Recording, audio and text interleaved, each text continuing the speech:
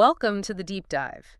It is a quiet night. It is just you, us, and a really fascinating stack of notes on the architecture of modern AI. Settle in. Yeah, we have got some incredible source material to go through tonight. We really do. And, if you are a software engineer, you already know how to build complex logic, wire up APIs, architect distributed systems. Right, you are totally comfortable in the code. Exactly. But maybe the AI space still feels a bit, I don't know, like a black box. You send a prompt to an API, some magic happens, and a perfectly coherent response comes back. Yeah, and our mission today is to actually open up that box. We are going to unpack the absolute beating heart of every large language model, every code assistant, and every chatbot you use today. Yeah. We are talking about self-attention. And our goal tonight is not just to, throw linear algebra at you and hope it sticks. As an engineer, you need to understand the why. Right, why the specific mechanism? Exactly. Why did this mechanism completely revolutionize how machines process context? We want to get to the soul of the machine, move past the hype, and see exactly how these systems process information to build a real understanding of human language. Okay, let's unpack this, because to appreciate the breakthrough, we really have to look at the bottleneck it replaced. The old architectures. Right. Before transformers took over the world a few years ago, the standard way to process text was with recurrent neural networks, or RNNs.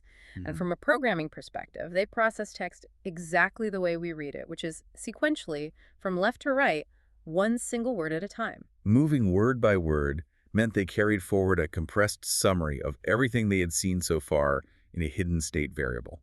Think of it kind of like a running accumulator in a loop. Okay, that makes sense. But there was a massive flaw in that design when you are dealing with language. Think of the childhood telephone game. By the time that RNN gets to word number 50 in a paragraph, The memory of word number 3 is completely faded. exactly, it is distorted. The information has been squeezed through this narrow sequential bottleneck over and over again. And the longer the sentence, the more the network forgets the beginning. If you are trying to resolve a bug in a 1,000-line code snippet, forgetting the first 20 lines is a total disaster. A total disaster. But self-attention completely shatters that bottleneck. Instead of moving sequentially, self-attention lets every single word look at every other word simultaneously. Which is wild. It is. Imagine a crowded room where instead of whispering a message down a line of people, every single person has the ability to maintain a direct, concurrent conversation with everyone else in that room. All at the exact same time. Right. The connections are direct and immediate across the entire sequence, whether you are at word 2 or word 2000. That sounds great in theory, but as developers, we need to know how you translate words looking at words into actual code and math. So before we even get to the vectors, let's look at the input itself. The model does not read English characters, it reads numbers.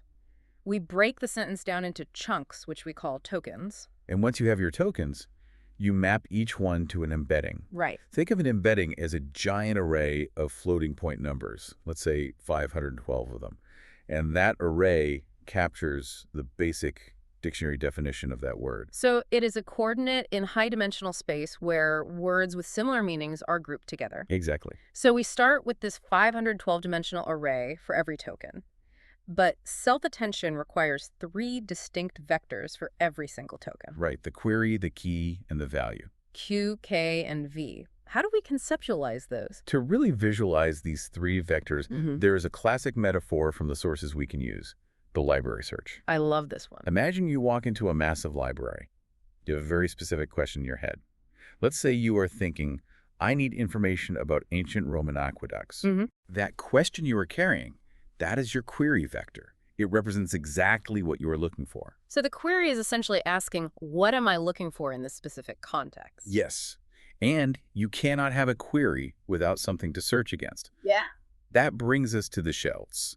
Every book in this vast library has a label on its spine. Right, telling you the title or subject? Exactly. That label is the key vector. It announces to the room, here's what I contain. Got it. Finally, if you open the book, the actual pages, the diagrams, the text inside, that is the value vector. Yeah. That is the underlying information you walk away with if you decide the book is relevant to your query. So you walk down the aisles, comparing your query to the key of every single book. When you see a key that says Roman engineering, you know it is a strong match. Right. So you pull that specific value off the shelf and pay a lot of attention to it. But you completely ignore a book with a key that says cooking recipes of medieval France. Exactly. You filter it out. But self-attention takes that whole concept and introduces a brilliant twist. This is the mind-bending part. In this neural library, every single token is simultaneously the person walking the aisles searching for a book, and a book sitting on the shelf waiting to be found. Yes.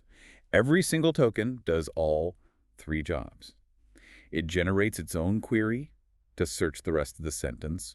It generates its own key to advertise what it is to the rest of the sentence. And it holds its own value to share if someone else finds it relevant. Let's ground this for the software engineers listening. How are these vectors actually created under the hood? We have our initial 512-dimensional embedding. How does that become a query, a key, and a value? Through standard matrix multiplication. To get your Q, K, and V vectors, you multiply that original embedding by 3 separate learned weight matrices. We call them WQ, WK, and WV. Right. These matrices project that large embedding down to a smaller dimension, typically something like 64. So you end up with a query vector of size 64, a key vector of size 64, and a value vector of size 64. Exactly. You could think of those weight matrices as different analytical lenses. The model learns the optimal shape for these lenses during training by looking at millions of examples and adjusting them via backpropagation. So the query lens extracts the essence of what am I looking for from the token. Yes. The key lens extracts what do I offer, and the value lens extracts what underlying semantic information do I carry. That is exactly right. Here's where it gets really interesting. Looking at the notes here, there is a pretty intimidating equation to actually calculate this attention score. Oh yeah, the famous equation. It says the attention of Q, K, V equals the softmax of Q times K transpose divided by the square root of DK, all multiplied by V. It's a mouthful. As a developer, if I see that in a code base without comments, I am terrified. What is actually happening in plain English here? Let's break it down into standard functions you would write every day. We will start with step 1. The dot product. Remember, we need to figure out how relevant one token is to another. So we compute the dot product between the query of the searching token and the key of the candidate token. Right, and if you are a developer, think of the dot product like a relevance score function in a search API. You are passing in the query vector and the key vector. Exactly. If those two arrays of numbers share similar values, meaning they point in the same direction in space, the function returns a high score. If they are totally unrelated or perpendicular, it returns a score close to 0. It is basically a built-in similarity check. For a sequence of tokens, you run this similarity check for every single pair. You get a raw attention score for everything. Tokens even compute a dot product with themselves, right? They do, because sometimes the most relevant context for a word is just its own underlying meaning. Makes sense. After we get all those raw scores, we hit step 2. The formula says we have to scale those dot products by dividing them by the square root of the key dimension, d bemite. Why do we need to divide it? Because without scaling, as the dimensions of your vectors grow, the math starts to break down and the dot products get massive. Okay. Let's use a dinner party as an analogy. You ask the room, who knows about Roman aqueducts? If one person quietly raises their hand, you have a perfectly clear signal. You know exactly who to talk to. But if we don't scale the math, it is like you shouted that question through a megaphone, and the responses are amplified 100 times over. Exactly. The loudest voice completely drowns out everything else. The subtle differences between the other guests are just lost. Right. In the math, if the dot products are too large, the activation function we are about to use will push almost 100% of the attention to a single token, and everyone else gets a flat 0. So by dividing by the square root of dk, we are turning the volume of the dinner party back down to a normal conversational level. Yes, it keeps the distribution of attention nuanced. Which perfectly sets up step 3, the softmax function. We apply softmax to each row of our scaled attention scores. Softmax is a standard machine learning function that takes an array of numbers and forces them to be positive, and forces them to sum to exactly 1. It converts raw, arbitrary scores into a soft probability distribution. So it is not all or nothing. Exactly. Instead of a hard binary choice where a token says, I'm only going to look at token number 3, the token might say, I am giving 40% of my attention to token 3, 25% to token 7, 15% to token 1, and so on. It spreads its attention out across the sequence gracefully. Yes. And that leads to the final step, the weighted sum. The searching token absorbs a percentage of the value vectors from the surrounding tokens based exactly on those softmax weights. Right. If it pays 40% attention to token 3, it literally does matrix addition to mix 40% of token 3's value into its own output. And the result of that addition is profound. Every token emerges from this process carrying a brand new vector. It is no longer just a static dictionary definition. It is a custom blended mixture of the entire sequence. The token becomes entirely context-aware. The sources use the word bank as a perfect example of this. In isolation, the basic embedding for the word bank means nothing specific. Is it a riverbank? Is it a financial institution? Is it the action of banking an airplane? But after self-attention runs, the output vector for bank has absorbed the context of its surroundings. Right. If the sentence had the words river and fishing in it, the representation of bank shifts dramatically because it blended those specific values in. It becomes a mathematically distinct representation from what it would be if it had absorbed the context of words like money and loans. Exactly. Let's make this concrete. Imagine you are debugging an NLP model, and you feed it a simple sentence. The cat sat on the mat because it was tired. Okay, classic example. Let's zoom in on the word it at position 8. As humans, we know it refers to the cat. We do it instantly. But how on earth does a pile of matrix multiplication figure that out? It comes down to those learned lenses we discussed earlier. Yes. When the token it goes through the query matrix, the model generates a query vector that effectively points in a direction, meaning I am a pronoun, and I am looking for an active noun that did something recently. Meanwhile, the other words have already generated their keys. The key for Matt might say, I am an inanimate noun, I am an object. The key for sat says, I am an action verb. But the key for cat says, I am an animate noun, and I am the subject of the clause. So when we compute the dot products, the query for it aligns incredibly well with the key for cat. That similarity score spikes. While the dot product with Matt is much lower, because it is the wrong kind of noun, and the dot products with functional words like the or on are practically zero. Exactly. After we scale it down and apply softmax, the token, it distributes its attention. It might assign a 55% weight to cat, maybe 15% to Matt, 10% to sat, and fractions of the percent to everything else. So the new output representation of the word, it is now deeply saturated with the value of cat. The model successfully resolved the pronoun. What's fascinating here is that absolutely nobody programmed those grammar rules. Right. No hard-coded logic. None. There's no Python script in a transformer code base that says if word equals pronoun and previous word equals because, search for subject. The model learned these routing patterns entirely on its own. It figured out the mechanics of English grammar just by adjusting those weight matrices over billions of training examples. That is just wild to think about. For the software engineers listening, there are a couple of great mental models to help internalize how this architecture differs from what came before. Let's hear them. First, think of self-attention as a 1950s telephone switchboard. In older vision architectures like convolutional neural networks, the wiring was hard-coded. A pixel could only ever look at a fixed 3x3 window of its immediate neighbors. But self-attention is an adaptive dynamic switchboard. The routing changes for every single input you give it. The sentence, the cat sat on the mat, physically wires the network differently than the sentence, the stock market crashed yesterday. A token at position 1 can connect directly to a token at position 1000 just as easily and as cheaply as it connects to position 2. There is another mental model from our sources that is perfect for anyone who works with backend data. You can think of self-attention as a differentiable database lookup. I love this framing. In standard SQL, you write a select statement with the where clause. It returns a strict binary match. A record either matches your criteria perfectly or it is excluded entirely. There is no in-between, so it is a hard filter. Yes, but self-attention is a soft database lookup. Every time a token queries the sentence, the database returns all the records, every single one. But they are blended together based on how well they matched. The strongest matches dominate the result, while the weak matches contribute a tiny fractional amount. And because it is a soft, continuous mathematical operation, not a hard Boolean yes or no, gradients can flow through the entire process. That is why it is differentiable. Right.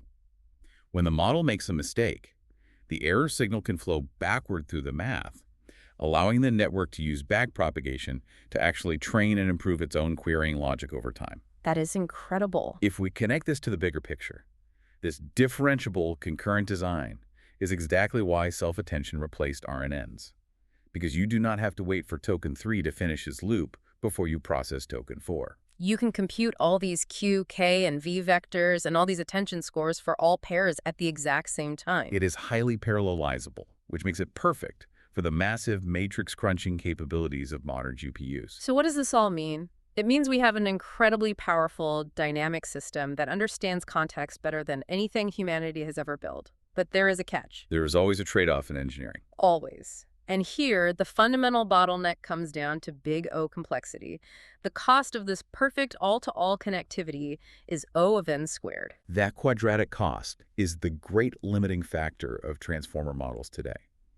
Because every single token must compute a dot product with every other token in the sequence, the math explodes as your sequence length grows. Think of it like a networking event. If you have 10 people in a room and everyone needs to shake hands with everyone else, that is 45 pairwise interactions. No big deal. Right. But what happens when you scale up? If you drop a 1,000 token prompt into an LLM, the model has to compute 1 million attention scores. And if you push that to a 100,000 token context window, which many modern models actually offer, that is 10 billion attention scores to compute. 10 billion. Just to process one single input. The richness of this all-to-all connectivity is what gives the model its deep understanding, but it simply does not scale cheaply. If you can afford the compute, though, the resulting n by n attention matrix is an absolute goldmine. Oh, absolutely. We are building an n by n grid of numbers representing the attention weights between every pair of words. If we map those numbers to colors, like a heat map, you get a literal window into the machine's mind. You can visualize these matrices and see the patterns the model has learned. They're beautiful to look at. In fully trained models, you see distinct visual structures emerge in the attention heat map. Like the diagonal patterns. Yes, which represent tokens paying heavy attention to their immediate left and right neighbors to gather local, short-term context. And then you have vertical stripes, which act as aggregation points. Often these are punctuation marks or end-of-sentence tokens where the network decides to pool summary information together. The sources also talk about block patterns. Tokens within a specific phrase or clause will form a solid, brightly colored block of attention with each other. Which proves the network learned syntactic boundaries, like noun phrases and verb phrases, entirely on its own. It is so cool. My personal favorite are the long-range arcs. On the heat map, you will see a bright spot connecting two words separated by hundreds of other tokens. Like a pronoun and its noun. Exactly.